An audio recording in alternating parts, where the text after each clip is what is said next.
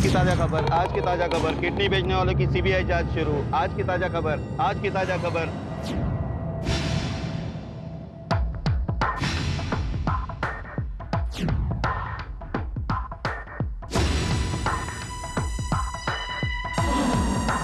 आज की ताजा खबर, आज की ताजा खबर, किडनी बेचने वालों की सीबीआई जांच शुरू। आज की ताजा खबर, आज की ताजा खबर।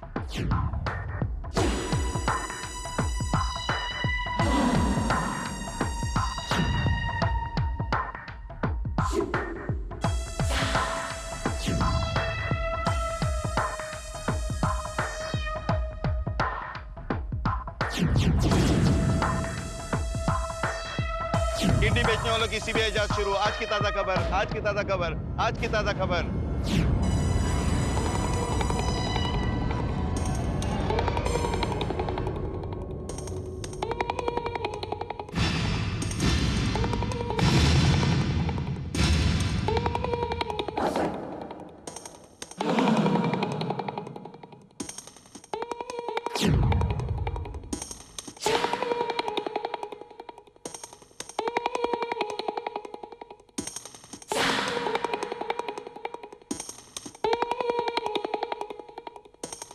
आज की ताजा खबर, आज की ताजा खबर, किडनी बेचने वालों की सीबीआई जांच शुरू। आज की ताजा खबर, आज की ताजा खबर।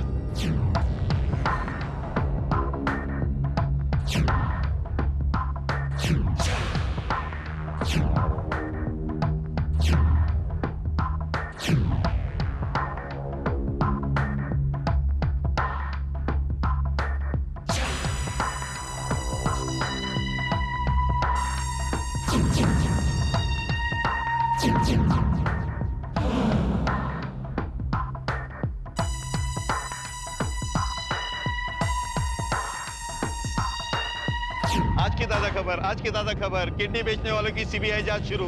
आज की ताजा खबर, आज की ताजा खबर।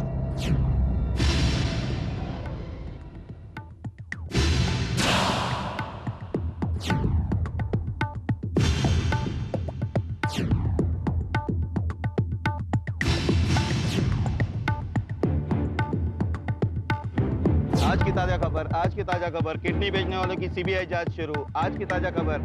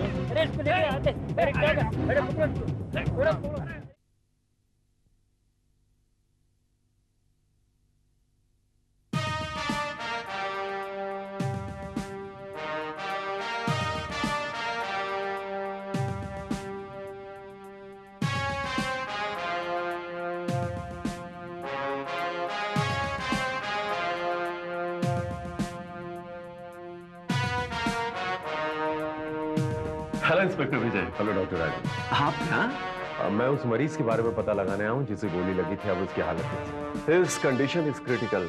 वैसे मैंने कंधे से गोली निकाल दिया है, लेकिन अभी तक वो होश में नहीं आया। डॉक्टर साहब उसकी जान को तो कोई खतरा नहीं ना? वैसे जब तक होश में नहीं आता कुछ कहा नहीं जा सकता।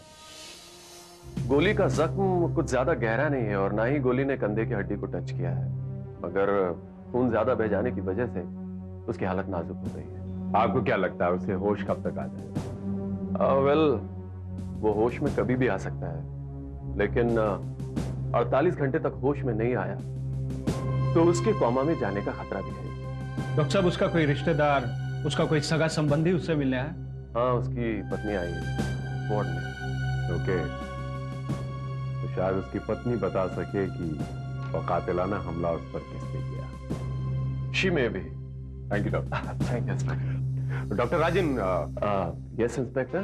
उस मरीज का नाम क्या है? राम आसरा।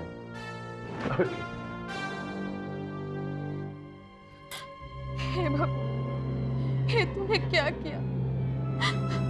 इन्होंने क्या बिगाड़ा था किसी का? इनकी ऐसी हालत किया।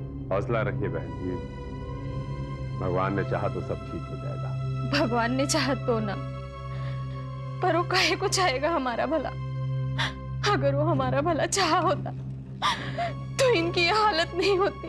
देखिए देवी जी, जरूरी नहीं है कि इनकी इस हालत के लिए भगवान ही जिम्मेदार हो सकता है यह खुद जिम्मेदार हो। क्या मतलब?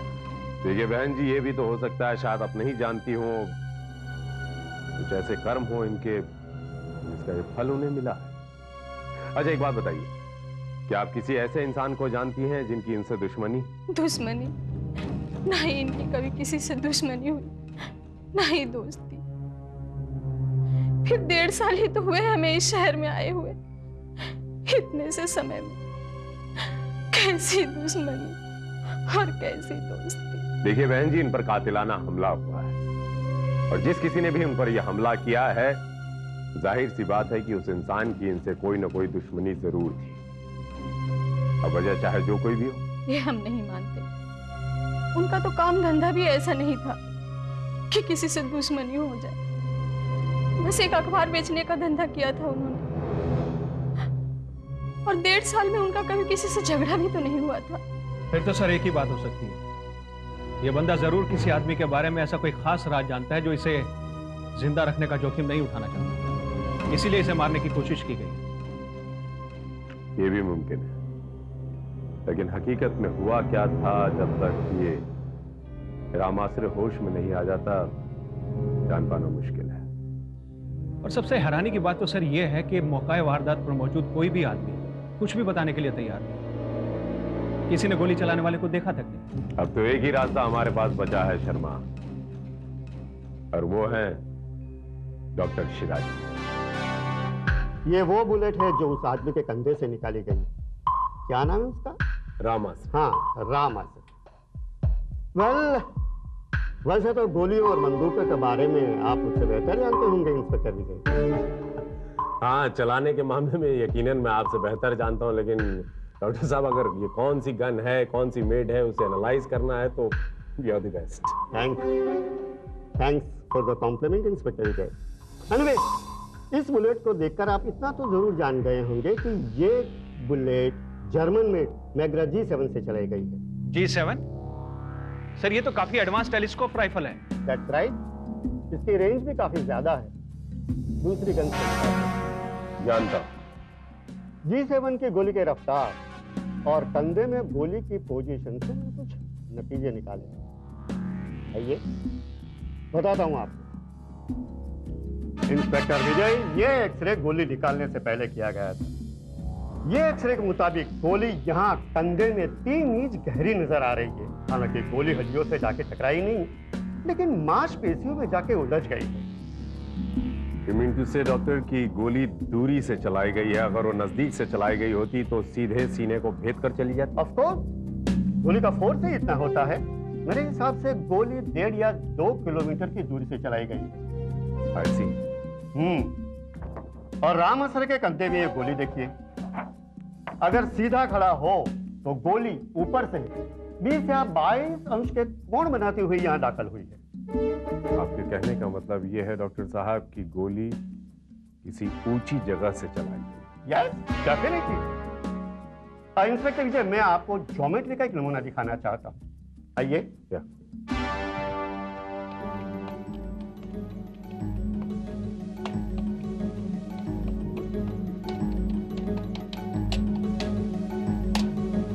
ये देखिए, मैंने कंप्यूटर से कुछ ग्राफिक तैयार किए हैं ताकि ये पता चले कि उस वक्त उस स्पॉट पर एग्जैक्टली क्या हुआ होगा। अब मैंने कहा था कि गोली कम से कम 1 या 1.5 किलोमीटर दूरी से चली और कम से कम 100 फुट ऊंचाई से।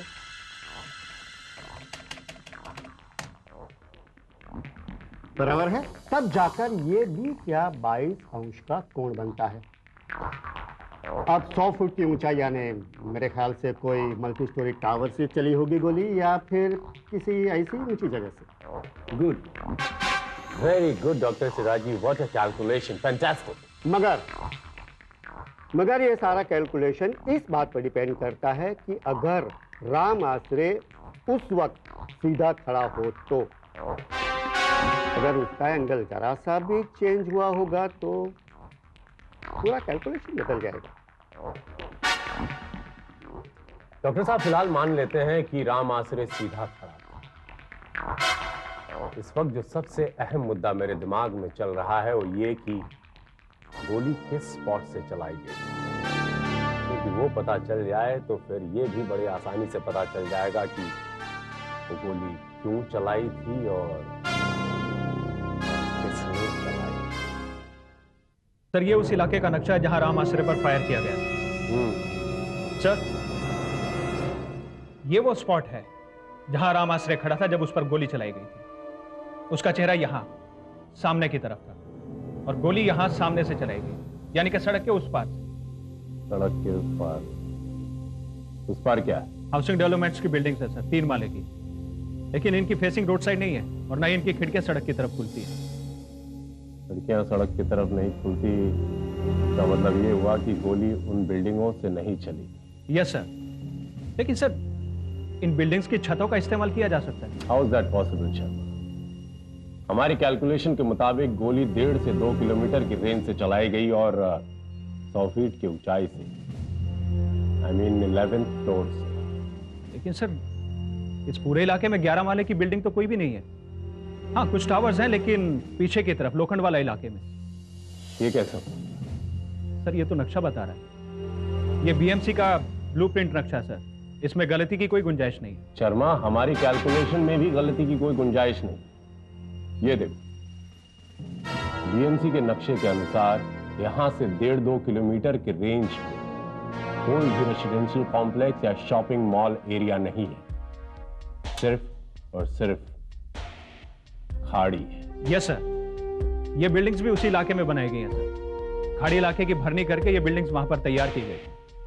मुझे लगता है शर्मा कि ये नक्शा काफी नहीं है, ये नक्शा काफी नहीं है। हमें खुद उस स्पॉट पर चलकर देखना होगा जहां से गोली चली थी।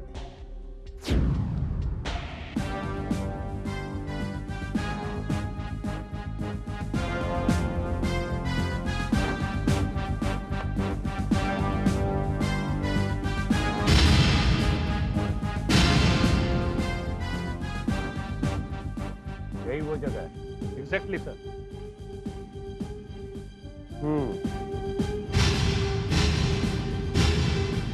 और सामने वो हाउसिंग डेवलपमेंट की बिल्डिंग है जो खाड़ी भरनी करके बनाई गई, राइट?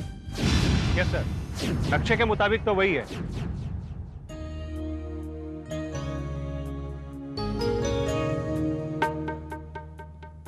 शर्मा, तो देख रहे हो हाउसिंग डेवलपमेंट के पीछे भी एक बिल्डिंग बन रही है